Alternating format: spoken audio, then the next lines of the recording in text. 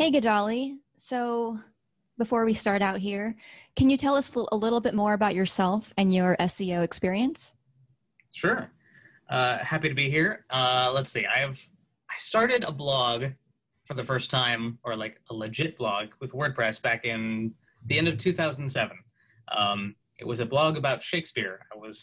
I was in and still a big geek about that kind of thing, but it was back in the wild west of SEO in a lot of ways, and I was writing about something I liked. And in the process, this is kind of a weird bragging thing, but like for the next 2 years, I had one of the more popular Shakespeare blogs on the internet.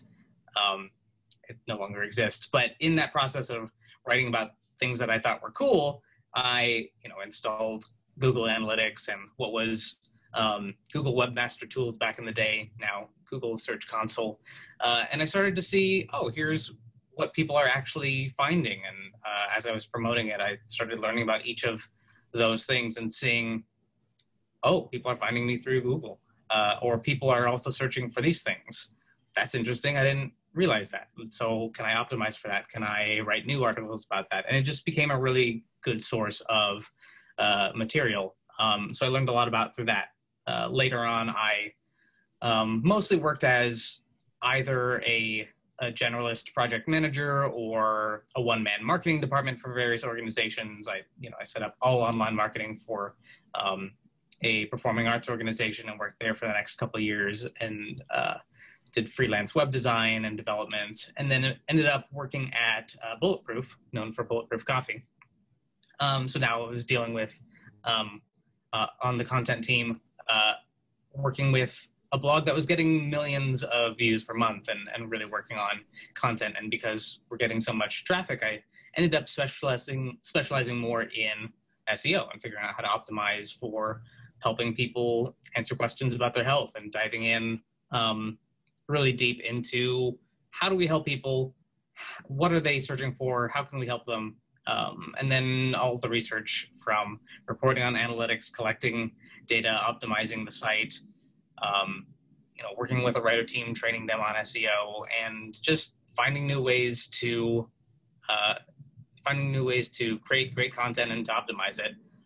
And since then, I've worked for various organizations, helping them out with their blogs. Some that are getting, some that are freelancers, small business owners, some larger blogs that are getting hundreds of thousands of views. And I enjoy taking complex technical topics and trying to turn them into actionable, friendly,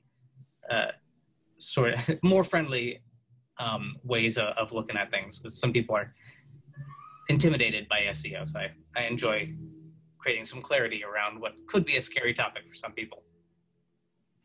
I want to go back to your Shakespeare blog. I love what you said about that because I feel like a lot of what you said encapsulates what we generally know or think about SEO, which is find niche content and start writing about it, because chances are there's going to be someone else who also cares about that topic. So when you started this blog, did you even know about a keyword strategy, or was this just, hey, I want to do this topic because I care about it? Yeah, I originally went in not knowing anything other than I like this topic. It's fun. I just figured out how to use WordPress, and this is much easier than hard coding HTML stuff that I'd been doing up until then. So I'm like, this is fun. Let's explore. And in the process, I started to get a sense of, through the data, what was landing, what was working for people, and what did people want more of. So it was really just a way to, I wasn't like chasing views or anything. This was not my source of income by any means, but it started to get really popular because I started to share in various communities and also use the data to inform me about what are other things that I wouldn't have thought about in order to go after that. So it was, I was being data informed by saying, like, I love this topic. Here are ones that basically I was looking for, the intersection of like, what am I interested in and what is it that the data is telling me that people want? And then I would find those topics and go after them just because it was cool. Like, it was a way of interacting with an audience, even though, there was some commenting on the blog and stuff like that, but it was also that interaction of like, now I can see what people want and are interested in, and I enjoy writing things that people will respond to. So it was a way of knowing what that is rather than just guessing all the time. Right. So now I'm curious, what is the kind of content that performed well on that blog, and how does that translate to a broader best practice?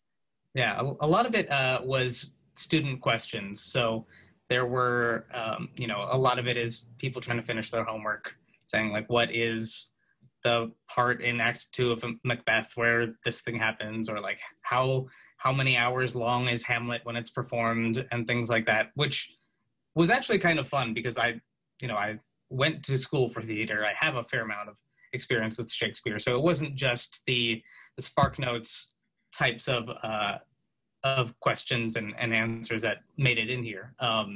So it was kind of cool to discuss those kind of things, especially because some of what I had to say was different than what the rest of the internet was saying, based on story structure or what English teachers say versus what theater teachers say and stuff like that. So there's a lot of student questions, but there was also just enthusiasts and actors and other types of things out there. So it was a nice mix.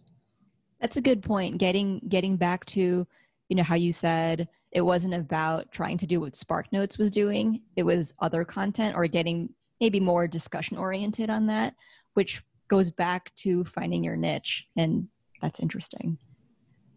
So now I want to ask you about what you said about being data informed. So something I've heard you say before is, this issue of being data driven versus data informed. So why would you say that being data driven might even be the wrong approach? Yeah, so this is a common thing that organizations think they want. We're data driven. We make our decisions based on data. Like everything we do is based on data. And it sounds good on the surface, but you don't want to optimize your driving experience for your speedometer. If you're looking at the data of how fast you're going and optimize for that, you might not actually get to where you want to go. So it's about paying attention to your GPS, and everything else is being data informed, figuring out what data is useful. An example is, if you were a store and you were a health food store and you happened to put some candy out on the shelf, and then people start buying it, and you're just going by the data, and it's like, oh, people keep buying candy, let's put more of that out, and suddenly you're a candy store. And so that's just doing what the data tells you to do, which sounds innocent on the surface. But if suddenly you're a candy store and your idea was to be a health store, you're not serving your mission. You've become data-driven and therefore gone way off course. So that is a bit of an extreme example, but it does happen. People will optimize for the wrong thing because they're looking at that graphic chart and say, hey, why is this happening? And then they optimize it, but that's not the goal. So really, I like to say being data informed is the way to go. You pick your goal, you pick what you want to optimize for, you figure out where you're headed, and then you use the data and a few metrics to help inform how you're doing towards that goal. Analytics is never going to tell you what you should be doing. It will just give you some numbers to give you an indication of what's happening. For example, the term KPI is common. That's key performance indicator, and part of that, that I think is interesting is that that's not actually how you're doing. It's an indicator. It indicates whether you're achieving your key performance goals and things like that. So basically, if you're driving the car, your GPS is going to tell you where to go, and everything else is just to inform you of how you're doing or how quickly you'll get there and things like that. So when we're thinking about these KPIs, and maybe we can think about this question in two parts, for beginners or more intermediate or those further along in their content or website journey. So what should you measure, at least to start? Good question. This is kind of the quintessential thing. There are so many things you can measure. From a content search perspective, an easy thing to keep track of is views from search or page views from search. How many people are coming from a search engine to the site? And for, an SEO focused blog, that's basically the easiest thing to do. Are we getting traffic from a search engine? If so, great. To which posts? Or if not, what can we be doing better? And diving into why. So that's often a number one. Getting traffic from the search engine. I mean, another way to look at that is, are people searching for this content and then coming to our website as a result of that? Exactly. So, and it's part of that, KPI is not even telling you what you should be doing to get there. That's the end result. If people are not coming to you from search, that could be, we're not ranking high. Why are we not ranking high? Oh, our content isn't good. Or, we're not going after keywords that people are actually searching for. We want it to be searching for, be ranking for best Shakespeare books, but no one's actually searching for that. They're searching for these things.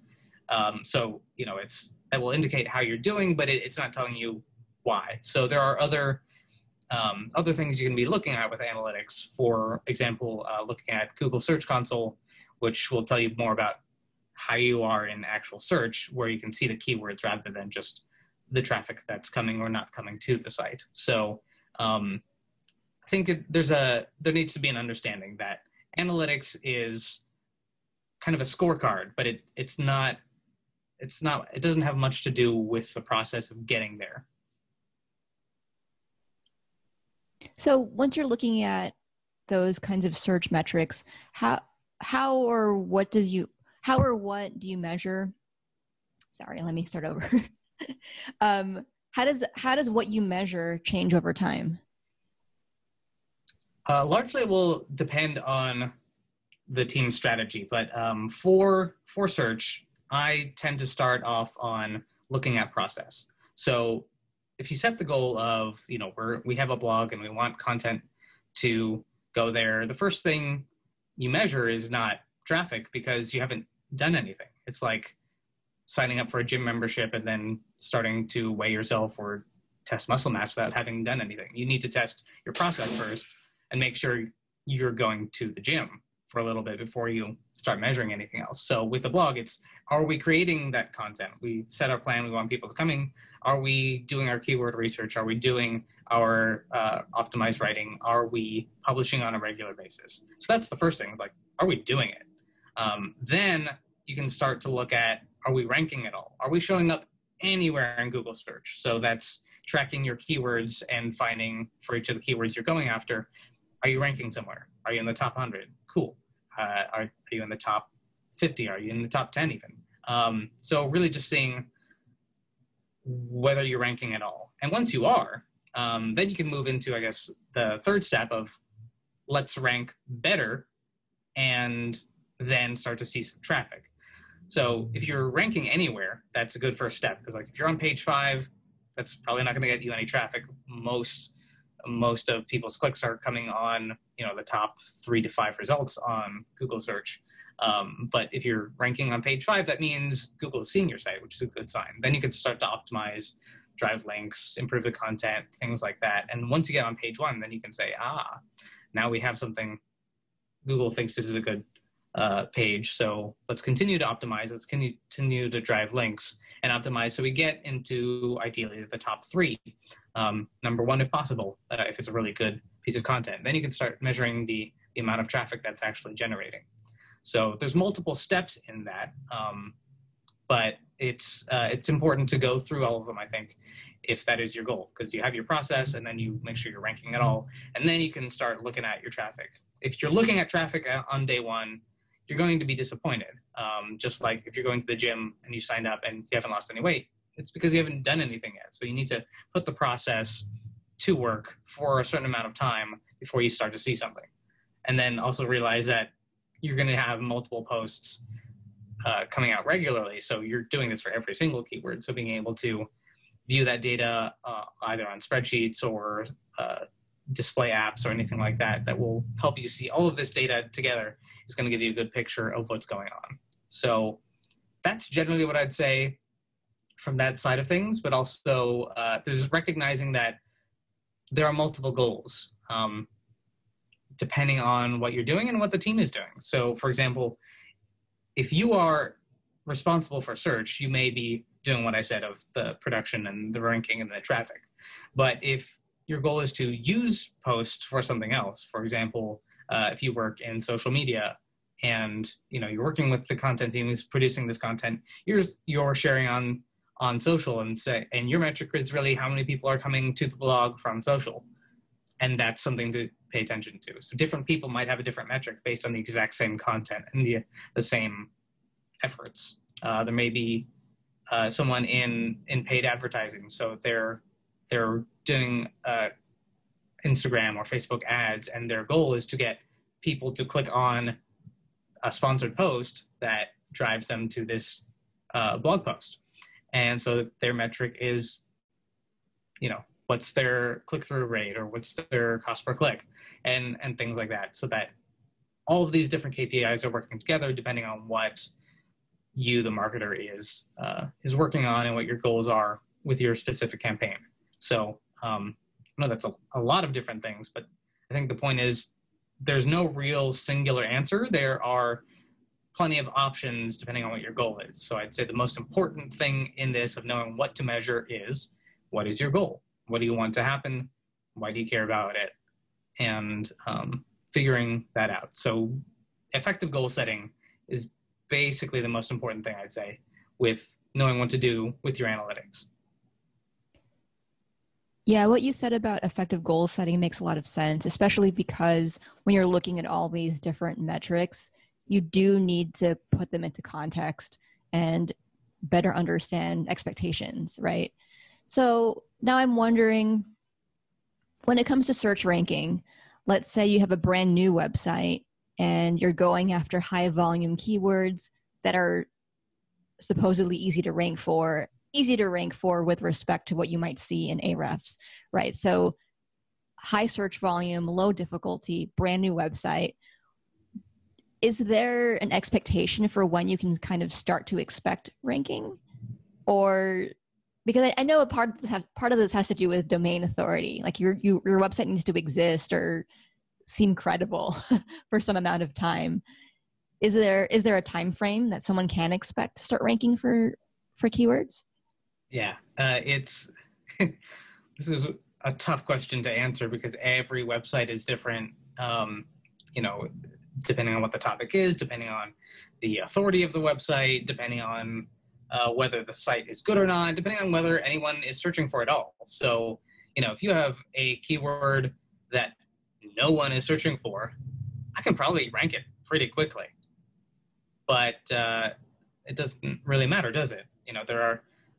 There are plenty of teams actually that will look at ranking as their main metric or something to call out. Where it's like, hey, we're ranking number one for this thing, but 100 people a month are searching for it.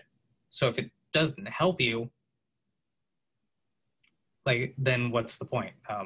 Not to say that it's not worth celebrating, because especially if you're working hard on things, take whatever wins you can get. I get that aspect of it, but I just want to make sure people aren't celebrating the wrong things and moving in the wrong direction just because it feels good. So with the goal setting, it's really are we going after these terms and do we just want to rank for them regardless of traffic because we think over time that will help us build authority?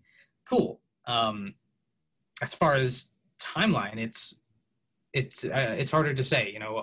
If you have decent domain authority and you're working on building multiple related posts that are interlinked properly, across industries, I often say, expect something to pick up after 6 months, just so people know this is a long-term thing. Often we see results that are faster, but it's not uncommon to see things happen more slowly. So yeah, it's very much a non-answer, but it really depends on so many different things that it's hard to get a clean answer, especially because some keywords you go after, you might rank in a couple of weeks or a month, and other ones that you go after might take 11 months.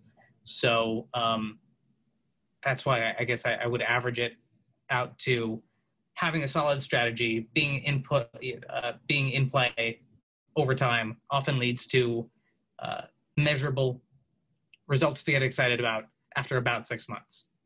Are there any kinds of metrics that don't matter as much? Yes.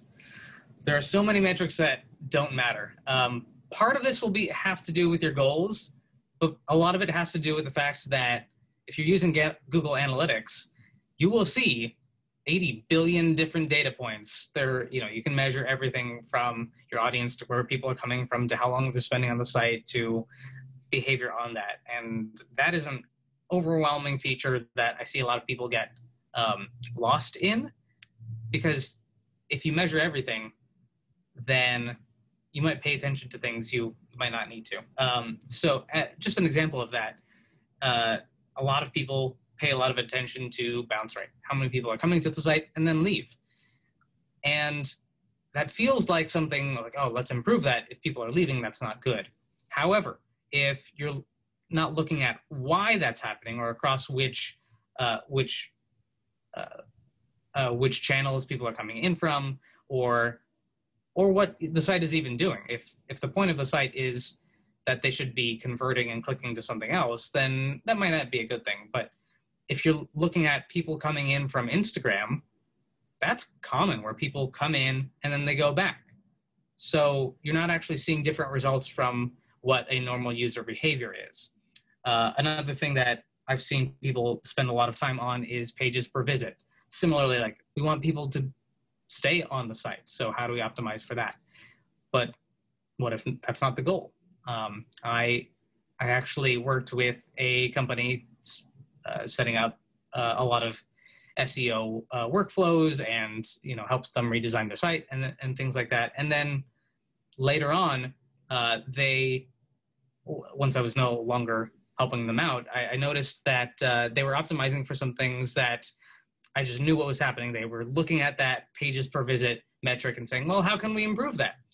And it seems like an innocent enough thing, but the improvements there were to create more links to other posts, some of which were just, those like related posts, widgets that you'll see on various sites, but some of those links were actually just smack in the middle of an article, as well as at the bottom, and other links going other places and pop-ups to get people to go there. So suddenly trying to optimize for that metric created a much worse user experience than it could have been otherwise.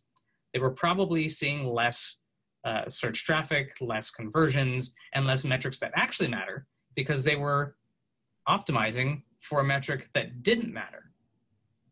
So that's part of the effective goal setting thing, where you need to be really clear about what matters and what doesn't. Otherwise, if you're looking at all data points, then you try to improve everything. And trying to be all things to all metrics is a good way to have a less than ideal site for most people. So I say those are bounce rate, pages per visit are really good ones to not care about. And I suppose there are other good metrics that are good to pay attention to just for curiosity's sake and to inform things, but not actually related to your goals.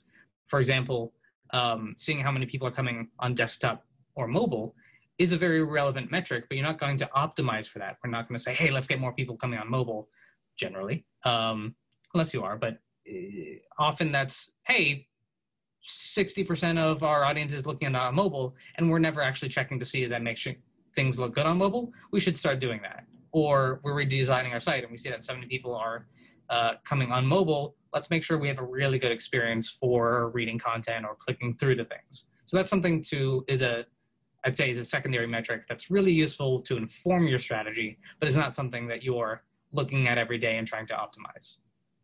Yeah, that makes a lot of sense. I mean, I think optimizing for desktop or mobile, that isn't something that necessarily needs to guide your content strategy, right? Maybe it's more of your website structure. Like if you're an e-commerce site and you see that you're getting a ton of traffic through mobile, then it's reasonable to think that you should probably have a good purchase process on mobile.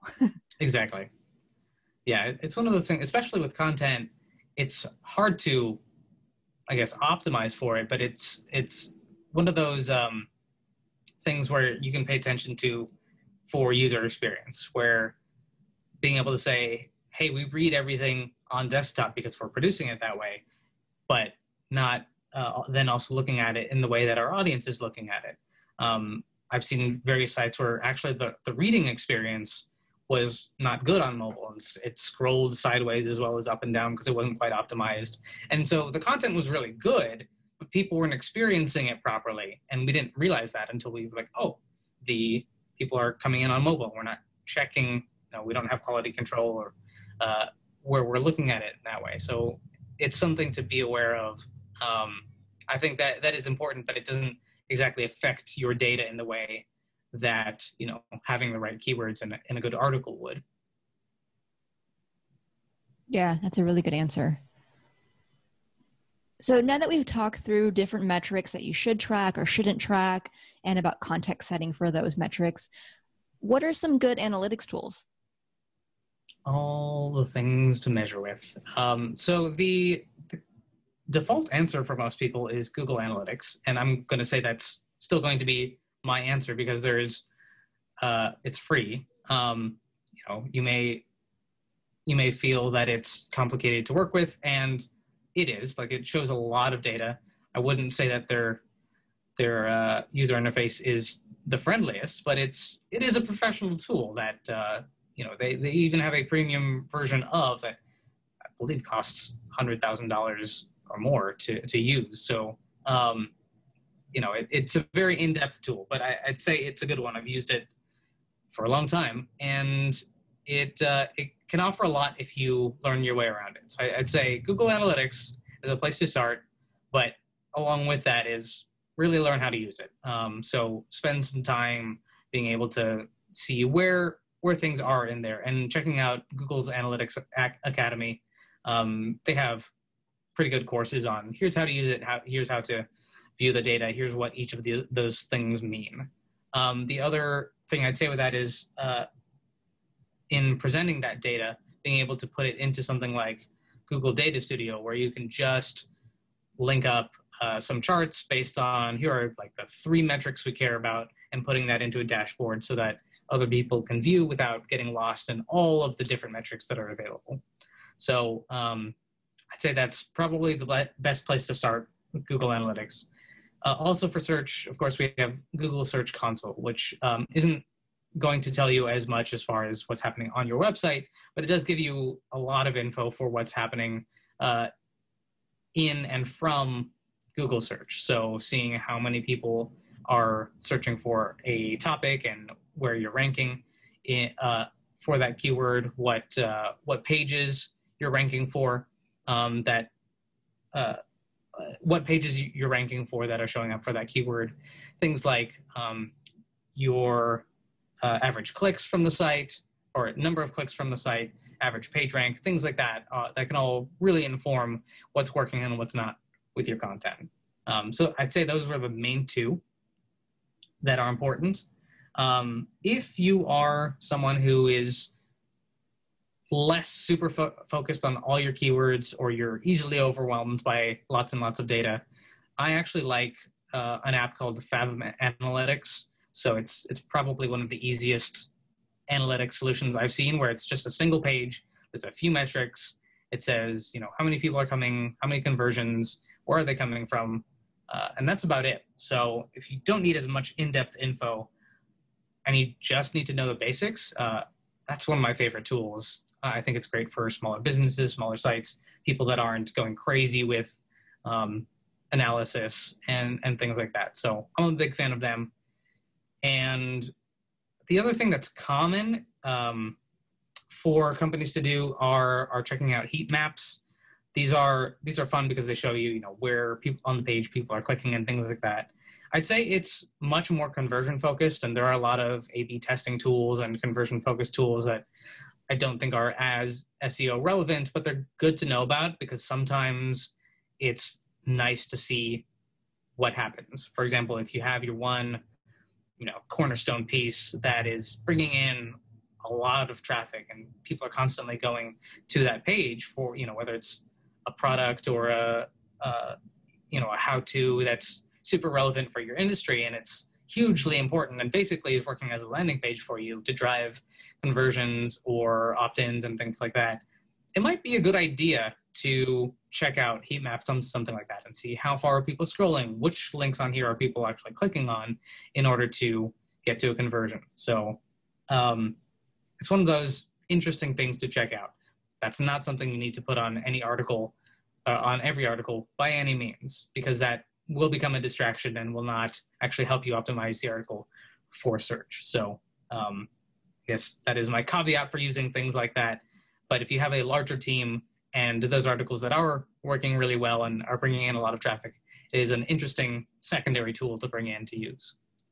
Yeah, and heat maps are also just really good for, if you're a business that has landing pages, like if you're trying to test different kinds of landing pages to see where people will want to convert most, then you can use a heat map to see where people are spending most time on that page. Absolutely.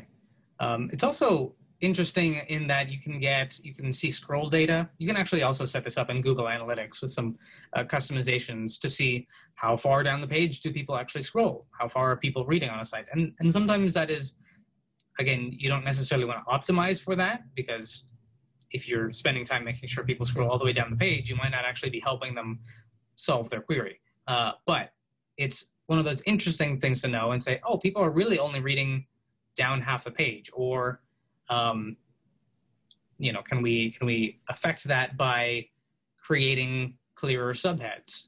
One thing I noticed from doing heat maps and scroll data on some sites is sometimes when you have really clear subheads, you can actually see that people skip sections and they'll go down to the section because they're skimming the subheads and then they go down just to the one they want. And sometimes we had seen, oh, this is actually the most relevant section. Let's move that up, or let's expand it up into its own separate article. So there are real ways that it can inform you, but that tends to be when you have a lot more traffic and certain articles that are performing well over an extended period of time. So if you're just starting out, don't get distracted with heat maps. It's not your number one. You want to do, the 20% of activities that give you 80% of the results. And for most people, that's really just, looking at your keyword rankings, looking at search traffic, and where people are coming from, how they're getting there, and how you can optimize for that. Everything else is a bonus or something for larger teams. If you do have a large content team and a large e-commerce team and a large team for paid advertising, then you start to get some specialization. It's kind of cool on a team that is larger to give each person a metric, just as an exercise in understanding these, but also as a sort of a team buy-in. Say, like, you are responsible for this, and you're responsible for conversions to email newsletter. That's a cool way to get ownership over metrics and over results from a team. But if you're a team of one, not something necessarily to be spending your time on. It's easy to get lost in analytics. There's so much you can do, but really knowing what's important is the best way to go. Yeah, and something else I would add here too is, if you're just starting out your website and you're not so familiar with Google Analytics, and if you're using WordPress, then there are some really nice plugins that you can use to help you start tracking what you see in Google Analytics, but in a way that's a little bit more user-friendly or beginner-friendly.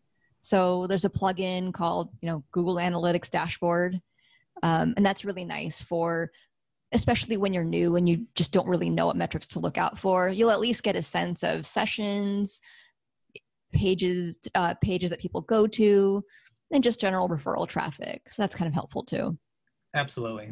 Those tools that bring the data directly into WordPress on the dashboard are great, because you can have Google Analytics without ever having to log into Google Analytics and see what's the traffic doing, what's important, and that's about it. The host WP Engine actually has a really great plugin, mostly for larger teams and on their, I think, enterprise level, where it shows or it equates your content, like WordPress tag and category data, directly into analytics. So you can see by category and by tag how things are working, or but even by author. So a great tool for a larger team when you're spending a lot of time on content, and see what's working. How much traffic is our podcast getting versus our recipes, or in-depth articles versus our news articles, things like that you can do, again, when you have a large content team and are looking at many different efforts or different campaigns within content. Yeah, so a tool like that is fun to use. Again, it can be an easy distraction. And don't be afraid of getting distracted for a little bit. I don't want to dissuade people from like exploring if they're curious about it, because as geeky as it sounds, data can be fun. It's cool to go into some of these things and like, what does it mean and that kind of thing. So especially when you're new, when you're learning about it, it's okay to spend some time in there. I just want to caution people not to spend all their time in there and try to come up with things. But especially early on, saying, well, what does this mean? Why? You might actually get a better sense of knowing for your specific business of why something is relevant and why something is not relevant. So there can definitely be value in spending that extra time figuring out for yourself what is useful, what is not, and what parts of the analytics are you enjoying looking at or reporting on or figuring out what they mean. So now that you have your metrics and your tools for analyzing, for people who are the SEO experts or de facto experts, whether you're on an in-house team or whether you're sorting a client, what's your advice for reporting and presenting data? So this is the fun part that gets a little complicated sometimes, especially can be challenging when other people on your team have access to analytics. So there's a couple of different possible workflows here. One is that other team members are saying, hey, I noticed this in Google Analytics. Can you fix that? Or what does that mean? So this is yours, either proactive manager or proactive team members that are looking at things and might actually not know what some of this data means. So you're actually having to play interpreter. Another possible setup is people don't look at the analytics at all and they trust you to do it. And it's a matter of finding the way to present it in the clearest way possible. I guess in both cases, you're trying to present data in the clearest way possible. It's just about when. In both cases, I would say you really want to, even if your coworkers are not, you want to be especially clear of what is important, what metrics matter to our goals, being the first step with our effective goal setting. So if it's traffic from search and email opt-ins, if that's what our blog is for, then knowing that very clearly and reminding your team about that consistently. And then it's, of course, presenting the data in such a way that people get it.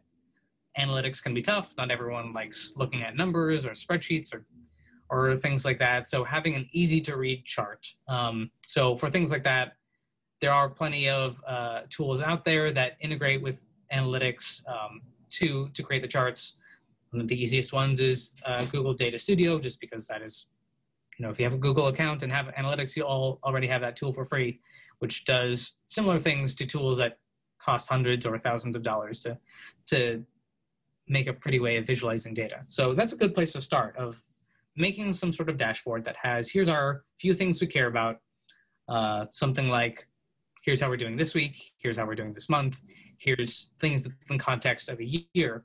And I find that for data reporting, even if you're doing something every week, not everyone remembers how we're doing overall. And it's easy to get lost or to lose track of the larger goals when you're looking at things week to week. So always including, here's how things have gone this quarter, or this quarter versus last quarter, or here's how we're doing now, and here's how we were doing at the same time last year. Always to put the data in context of, is this good? Is this better than we have been doing before? Basically, so putting your data in context is probably one of the most helpful things you do. The other most helpful thing is making the data look nice and pretty and less intimidating for people who aren't as chart happy as you might be. And then also being able to, I guess most importantly, answer why things matter or why things are happening. So the interpretation part is probably one of the most challenging, because analytics isn't always going to tell you why things are happening. So being familiar with other metrics may be a good thing, even if you're only reporting on a few. For example, if you're seeing that, let's say, a common example, especially over the last couple of years, is that pages per site and bounce rate are going down. Like, why is that happening? What could we do about it? And if you're looking at your data about where that traffic is coming from, you can see that, hey, we're actually getting a lot of traffic from Instagram, and that continues to grow. But Instagram traffic in general, compared to these other channels, they just have a higher bounce rate. People come and they go more quickly than they do from Google search. And, you know, if we're going to be getting more of our traffic from Instagram, that's just something we're going to have to be aware of and accept. You can try to do some things to counteract that, but if you're going against what people want to be doing on your site, then that'll lead to a worse experience. And it's similar with desktop versus mobile.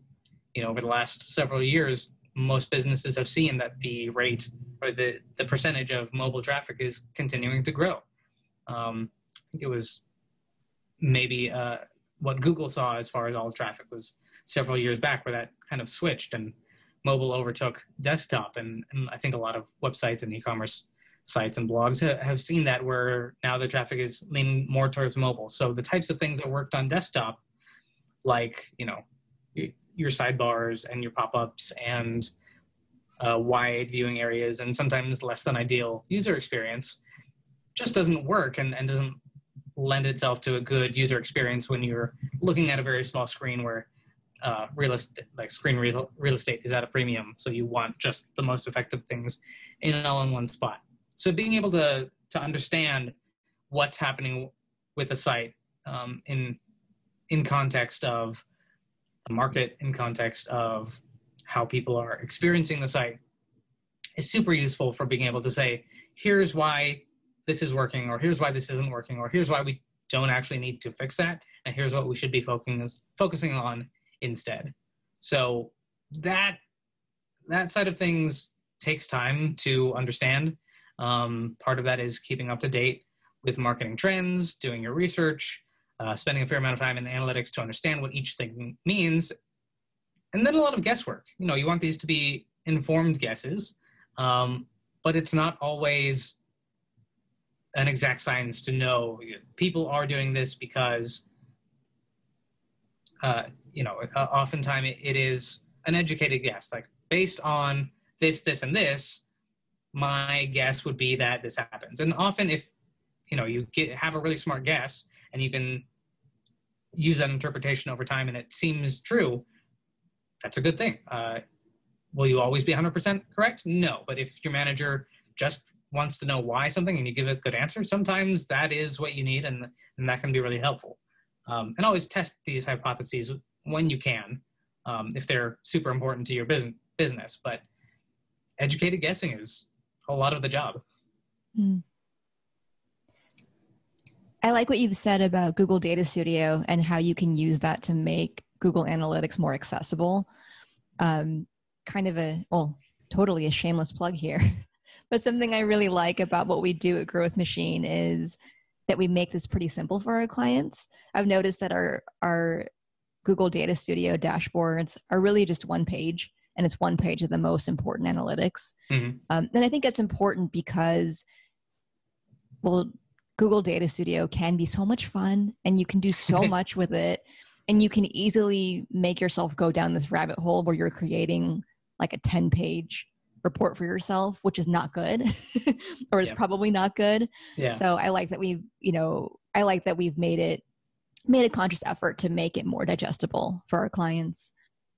Absolutely. It's actually one of the things that's kind of fun about how we do it is our process has that baked in of, here's what we're looking at, here's what we care about, here's how we present it as easily as possible. So we try to go over, here is what production of content looks like, here's the strategy. And then, that's step one. And then we start to look at ranking, then we start to look at traffic. And then we're presenting that with, here's search traffic to the blog. Here it is over time from the start of the project, as well as keyword rankings over time, and trying to keep it as simple as possible. And of course, other people have different goals, so we will allow for that as well. But most of the time, using those defaults gets people most of the way there, or all the way there, depending on, if what they care about content is that traffic and what we've outlined. A lot of people are like, cool, this sounds great, and this helps us inform the rest of our marketing plans, and that is enough. So I think realizing that while there are a lot of options, it doesn't have to be complicated, like you said. Making it user-friendly does make a difference, because ultimately, while we're making something to inform our work, we don't want the analytics to be all of our work. It's, like I said at the beginning, your speedometer or your GPS in your car, it's like, you're not spending all your time looking at that, because then you'd crash. So it's like, am I on track? Yes, good, keep going. Am I off track? Okay, turn. And then that's most of your work. So being data informed, not spending all your time there, I think is a good habit to get into. And also finding those ways with Data Studio to make things look nice. That is also another fun thing to do on there, is that, work doesn't have to be that boring. Sure, there's charts and data, but you can actually make it look fun and put in custom text things and add colors to it to make it more visually interesting, which I like doing. I like labeling things in fun ways so that people understand that what things mean, and that it's not just some nameless, faceless group of numbers. These are real people who are having an experience on our website. So how can we help them? And that I think goes a long way in using data and using it effectively.